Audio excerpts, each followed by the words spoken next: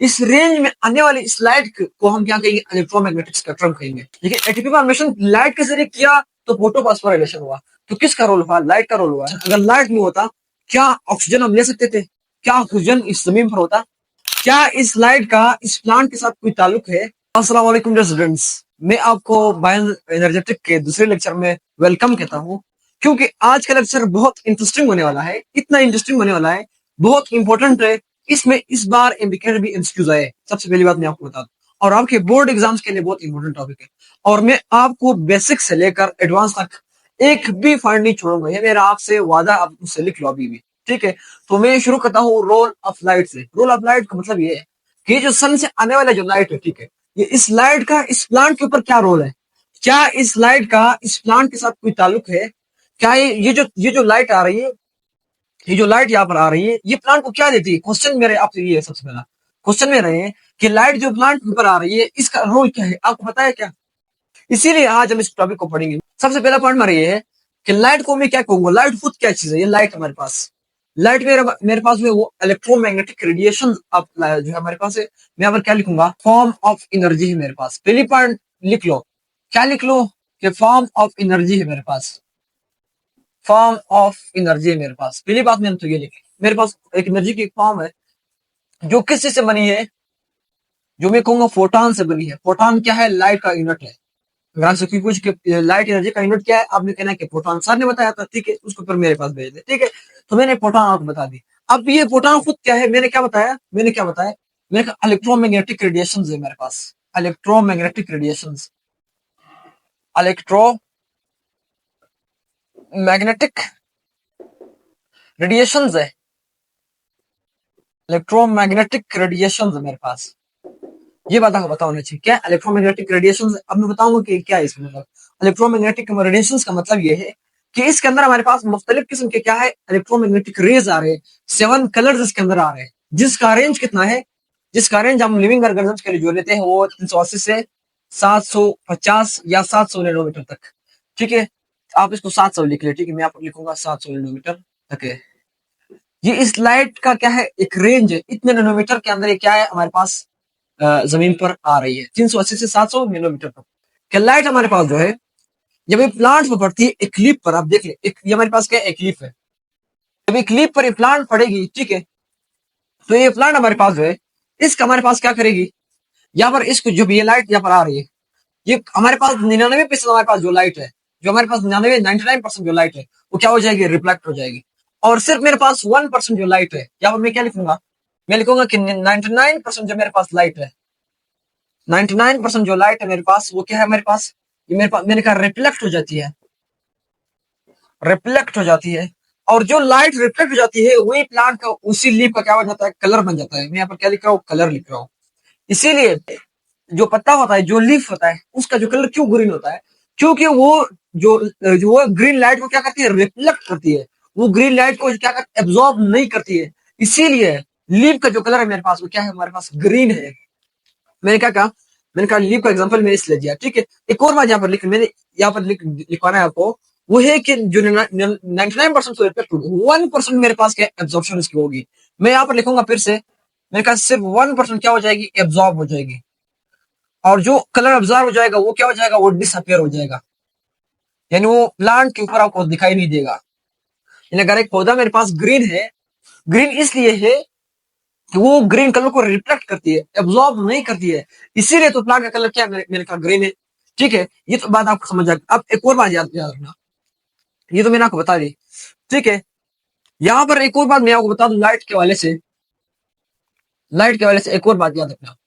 ये जो लाइट है हमारे पास, ठीक है, लाइट जो प्लांट के लिए हमारे पास, प्लांट को क्या कर रही है, प्लांट की उस प्रोसेस को जिसमें CO2 और H2 मैंने पिछले टॉपिक बताया था, ये जब मिलेंगे मेरे पास क्या बनेगी, ग्लूकोज बनाएंगे।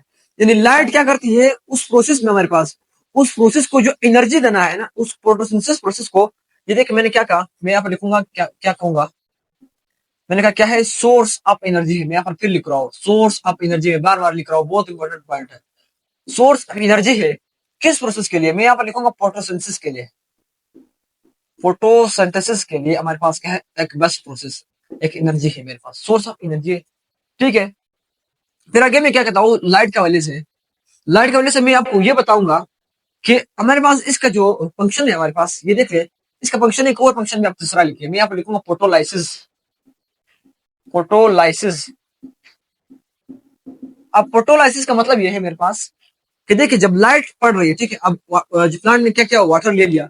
अब प्लांट में मेरे पास क्या है, मेरे पास एक मैं लिखूंगा H2O है मेरे पास। अब ये H2O मेरे पास क्या हो रही है, H2O है। H2O में यहाँ पर सामने यहाँ पर लिख लिया H2O।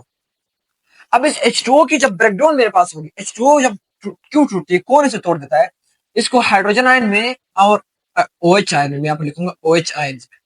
अब ये H और H आयन में जब ठीक है टूट गई, ठीक है, इस टूटने का ये जो तोड़ना है ये कौन करवाता है, ये जो फोटोलाइसिस, फोटो का मतलब लाइट, लाइसिस का मतलब तोड़ना। जो लाइट तोड़ती है प्लांट के अंदर, किसको तोड़ेगी, वाटर को जो तोड़ रही है। क्यों तोड़ रही है, कैसे तोड़ेगा, ये देख ले। प्लांट जब वाटर को तोड़ेगा, ठीक है, ये जो हाइड्रोजन आयन है ना, हाइड्रोजन आयन, ये हमारे पास कहाँ पर इस्तेमाल होगा, इसी लाइट की वजह से। यानी लाइट का बहुत बड़ा रोल है, ठीक है। यही लाइट, ये फिर लाइट रिएक्शन में इस्तेमाल होगा। लाइट रिएक्शन को हम आगे पढ़ेंगे, जिसमें हमारे पास क्या बन रहा था, जिसमें हमारे पास फिर यही हाइड्रोजन क्या बनाएगा, NADPH2 बनाएगा। NADPH2 बनाएगा, जो डार्क रिएक्शन में फिर हमारे लिए क्या बना सकता है, ग्लूकोज बनाएगा। ये मैं बता रहा हूँ, ये आगे पूरा लेक्चर आने वाला है, ठीक है। इस पर यानी मेरे मकसद क्या है, मैंने कहा ग्लूकोज है इसी लाइट की वजह से बन रहा है। एक और बात याद रखना, याद रखना, अब अगर लाइट नहीं होती, मेरा आपसे क्वेश्चन, अगर लाइट नहीं होता, क्या ऑक्सीजन हम ले सकते थे, क्या ऑक्सीजन इस जमीन पर होता, मेरा आपसे क्वेश्चन है। नहीं होता, कभी नहीं होता। क्यों नहीं होता, अभी मैं आपको प्रूव करके दिखा रहा हूँ, ये देख लो। यही OH आगे जाके क्या बना रहे, ऑक्सीजन बना रहे। ये यही ऑक्सीजन आगे कौन इस्तेमाल करेगा, लिविंग ऑर्गेनिज्म इस्तेमाल करेंगे। यहाँ पर मैं क्या लिख रहा हूँ, लिविंग ऑर्गेनिज्म इस्तेमाल करेंगे। लिविंग ऑर्गेनिज्म इस्तेमाल कर रहे हैं ना, क्योंकि यही OH का जो वाटर से बना, इसी को किसने तोड़ा, लाइट ने तोड़ा। तो लाइट का कितना बड़ा रोल हुआ कि ऑक्सीजन हमारे लिए बनाया, ठीक है। और आगे आप इसमें देख ले, ये दो बड़े रोल इसके हो गए, ठीक है। अब आगे इसमें एक और बात याद रखना, लाइट के जरिए, लाइट जो है हमारे पास, एक जब एटीपी बनता है ना हमारे प्लांट्स में, ठीक है, यहाँ पर मैं एक प्रोसेस लिखता हूँ। एटीपी बनने के लिए हमारे पास दो चीजें चाहिए। पहला मेरे पास